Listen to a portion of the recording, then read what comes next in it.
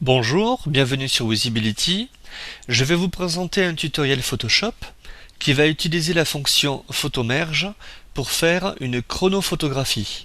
La chronophotographie, c'est ce que nous pouvons voir, c'est-à-dire une photo composée de plusieurs clichés pour décomposer un mouvement. À partir de Bridge, ça pourrait être Bridge CS, CS2, CS3 ou CS4, peu importe, je vais sélectionner les images que voici. Ces images ont été réalisées grâce au mode rafale de mon appareil photo. Donc je vais les sélectionner avec la touche majuscule.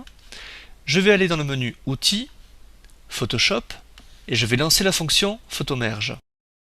Donc Photoshop m'ouvre un menu à l'écran et me propose plusieurs méthodes de disposition, automatique, perspective, cylindrique, etc. Et pour ce document, vu qu'il y a très peu de déplacement dans la prise de vue, je vais utiliser la fonction perspective. J'aurais pu aussi utiliser la fonction cylindrique, mais la fonction perspective suffira.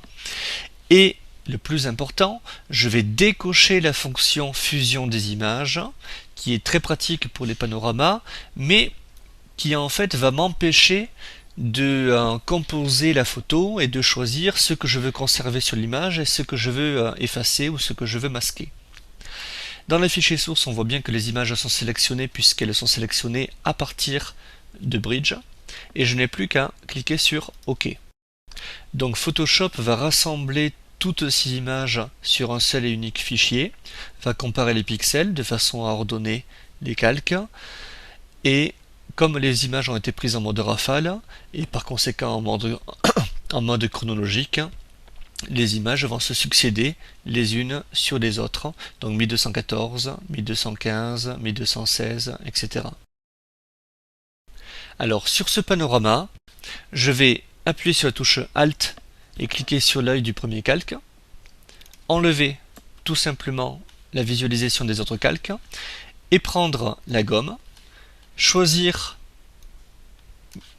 voilà, une forme assez importante, une dureté, surtout pas une dureté à 100%, sinon ça va faire un effacement trop net. Et là, je vais effacer tout simplement une partie de l'image.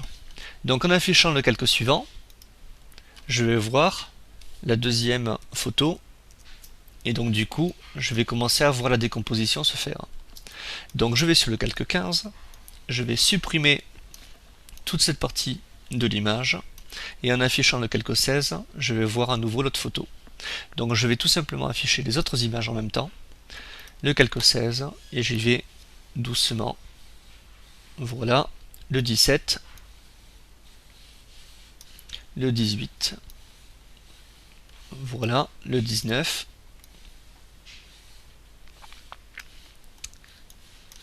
on va essayer avec le 20, voir ce que ça donne.